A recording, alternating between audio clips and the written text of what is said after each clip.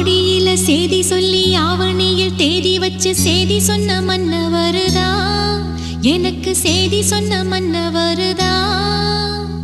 சொந்தம் சொல்லி நெத்தியில குங்குமத்தை வச்ச ஏன் மன்னவரு